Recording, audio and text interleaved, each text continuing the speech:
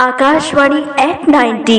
नमस्कार, मेरा नाम सीमा चौधरी है। मैंने अपना post graduation Paluram Dhananjay commerce and arts college Raigarh से किया है। मुझे रेडियो सुनना बहुत पसंद है। रेडियो में सबसे अच्छा ये लगता है कि इसमें सब कुछ होता है, पुराने गाने, नए गाने, खबरें, इंटरव्यू, मज़ेदार चुटकुले और सबसे खास होते हैं आरजे, जो अपने अंदाज में सब कुछ और भी खास बना देते हैं। कुछ आरजे इतने जान पहचान वाले लगते हैं कि उन्हें सुने बिना दिन अधूरा सा लगता है। रेडियो कोई दिखावा नहीं करता, सिर्फ आवाज़ के जरिए दिल से जुड़ जाता है।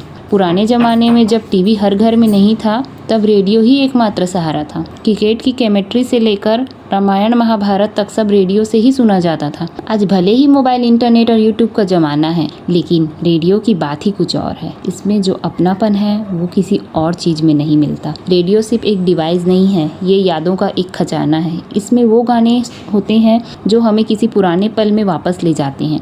वो आवाज़ें होती हैं जो अकेलेपन में साथी बन जाती हैं। रेडियो सुनना एक आदत ही नहीं, एक एहसास है, और ये एहसास उम्र भर साथ चलता है। धन्यवाद।